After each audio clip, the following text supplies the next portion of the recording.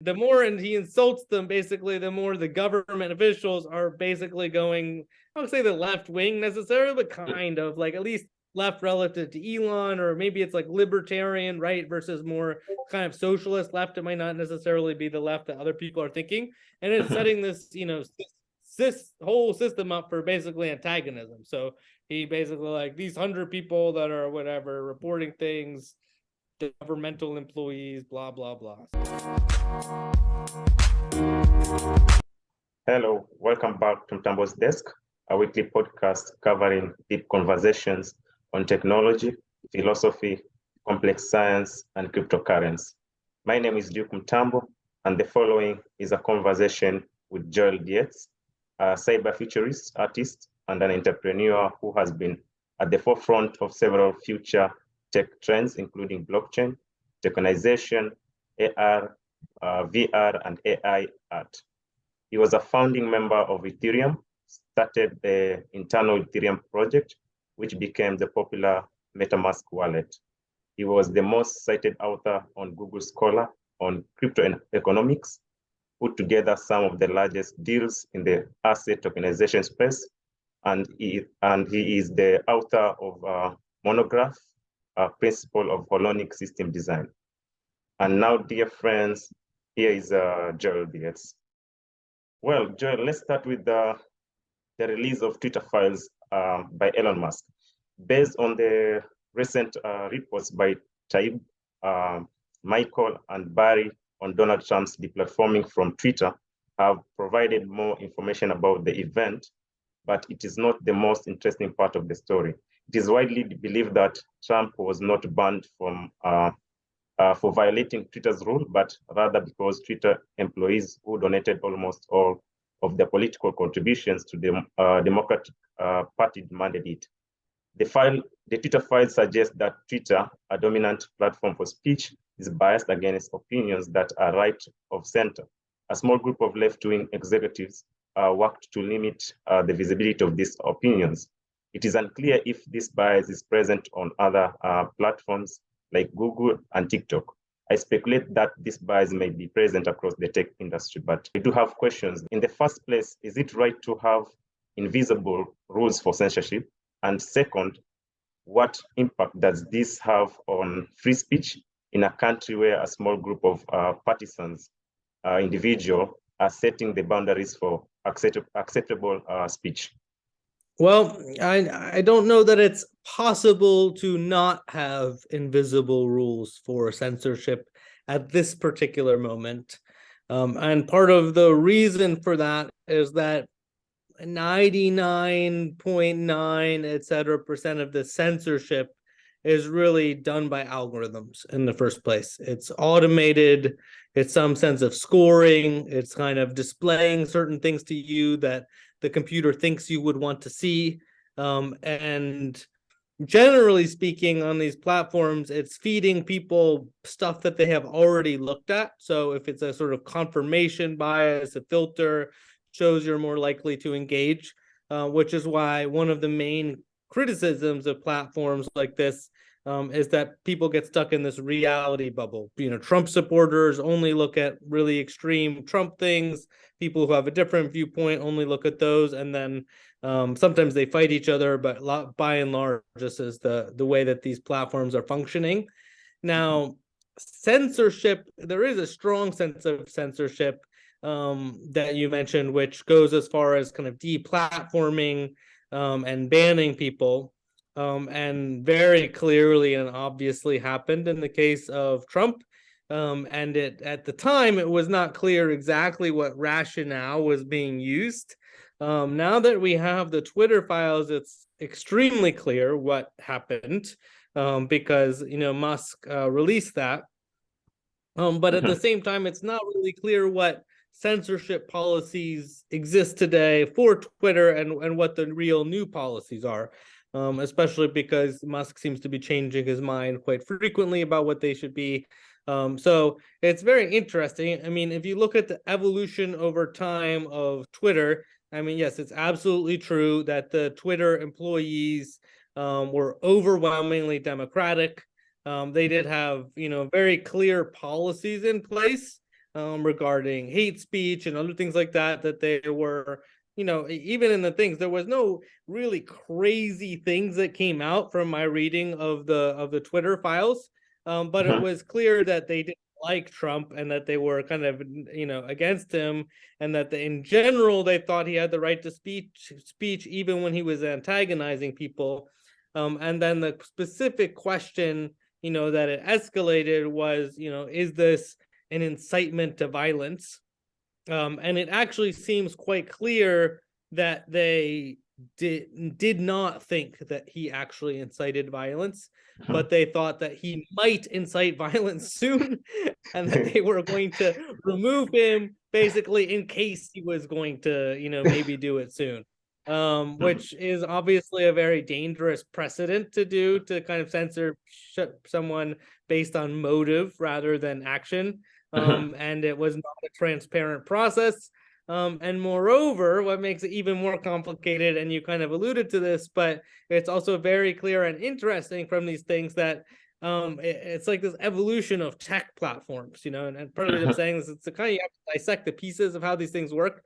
So you have a, free speech, everyone can show up, say their opinion, layer, and then over time various layers of censorship get added. So Reddit, one of the very first user cases was this jailbait forum. I don't know if you know about it. It was very famous in Reddit history because it went on for a very long time, and it's basically borderline pedophilic, content that people were saying, you couldn't post it other places.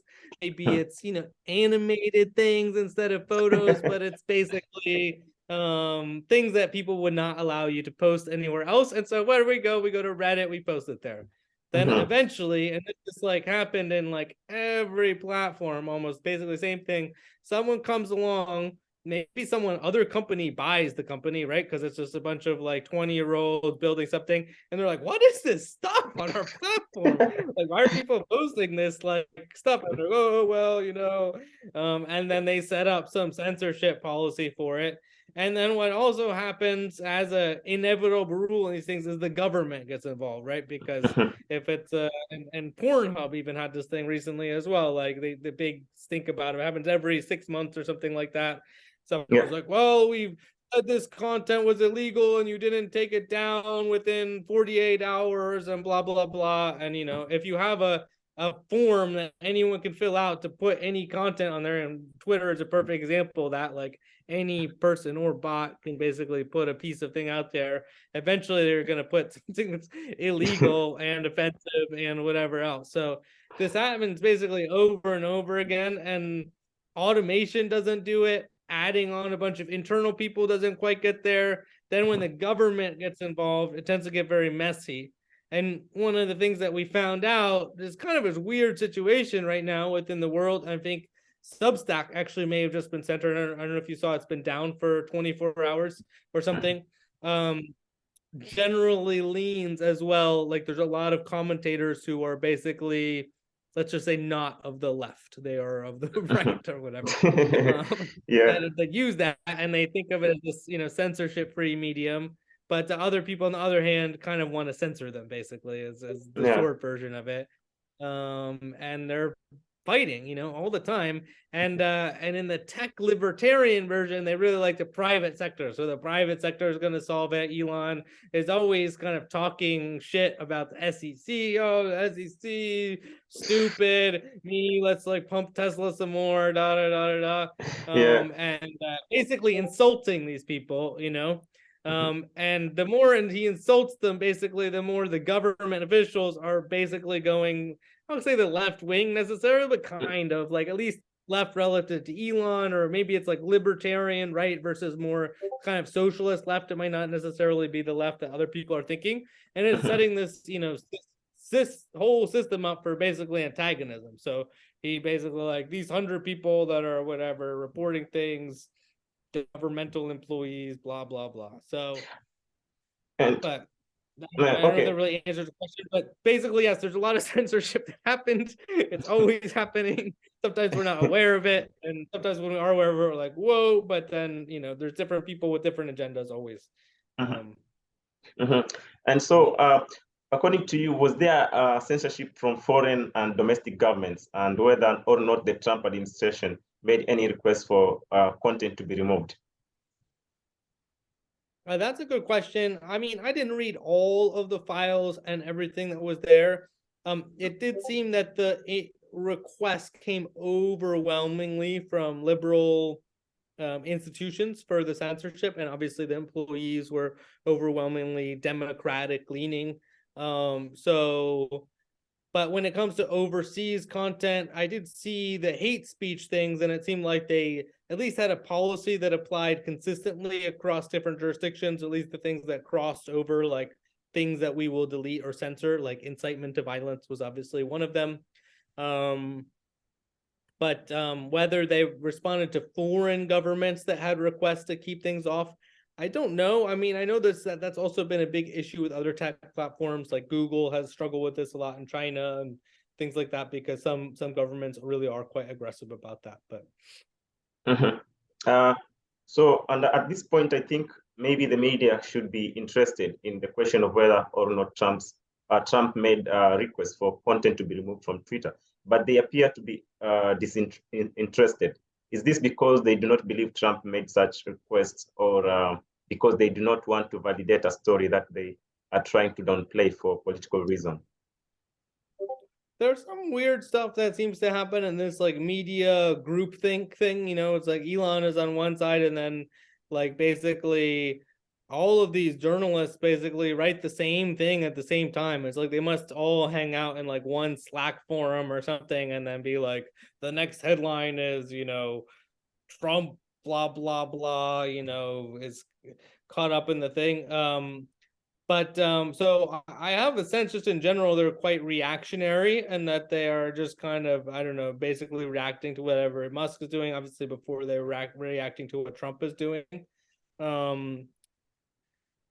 So and to some degree they, you know, I would say they're like ambulance chasers, but a lot of people that are just chasing the hottest thing that's going to get the most, you know, clicks. Like New York Times has really declined a lot in quality. I know, in my view, like from when I was younger, like I remember respecting it. Honestly, I respected it as a institution and the journalism and stuff. And over times, my confidence was eroded. And I also just noted that they just, you know, more and more use these kind of clickbaity things, and then whatever you want to call like a knee-jerk liberal approaches. There's like kind of different versions of liberalism, obviously, but there's just this kind of like, I don't know, it's like stupid woke opinion, not to say it like meanly, but there's woke people that are smart, but there's also obviously like woke people that are just like so dumb. Like, Yeah. and someone put them in charge, basically, like, here, you guys write the headlines and decide the policy and something like that. I don't know. It's just kind of embarrassing, honestly. I'm an American as well. I'm like embarrassed, you know, that this is what our media has come to. Well, I'm a huge fan. I'm a huge fan of radical transparency, and it is important of all of us to understand how private companies influence speech. I really hope that the Twitter Files series continues and covers all relevant issues, including those related to China.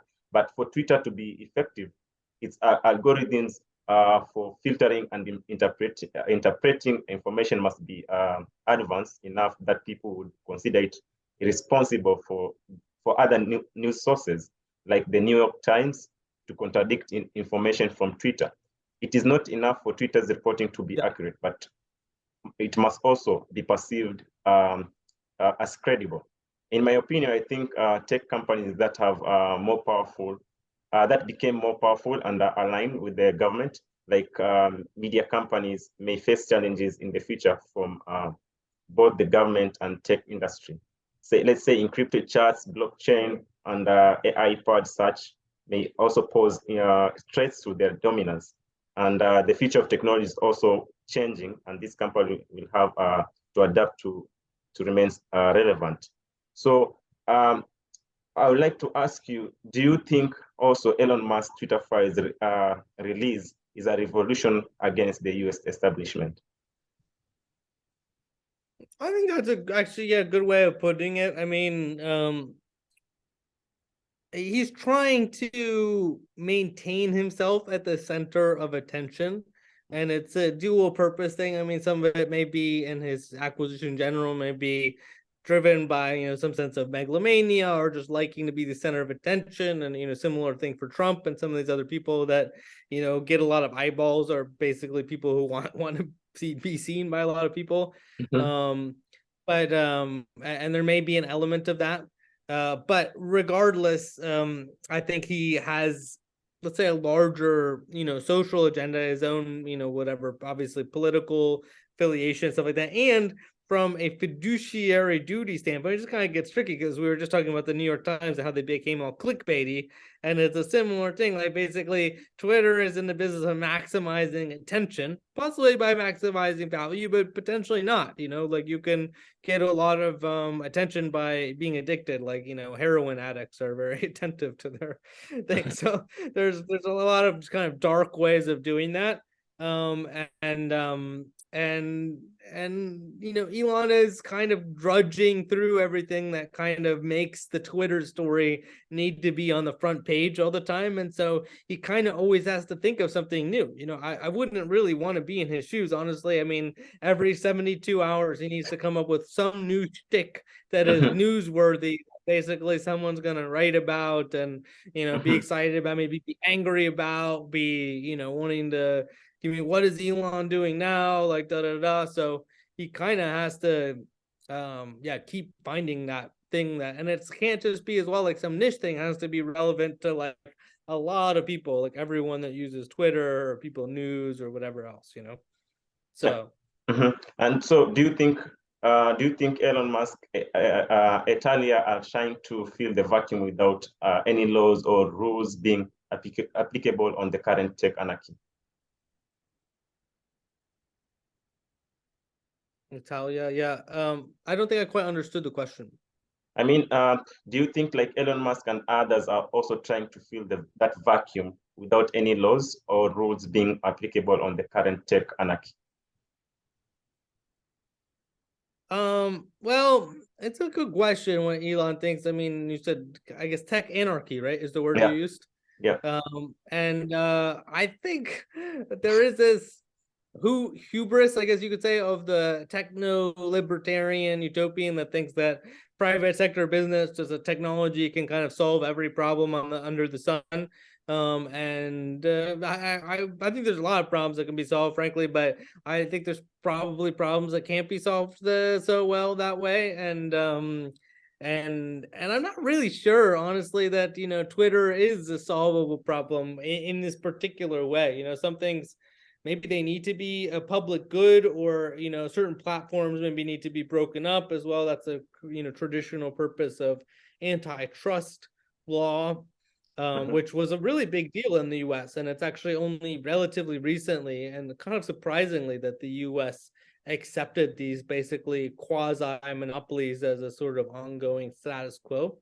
Mhm. And I think part of it, basically, to be frank, is that a lot of techie people, and I'm one of them basically, but they think of the regulators and the people on Capitol Hill and people in other sectors of the economy as basically dumb people. Like, they would even say trolls or whatever Mhm. else. And so they are the caste that is above, that understands technology and how it works, and they're disseminating this wisdom to the rest of humanity.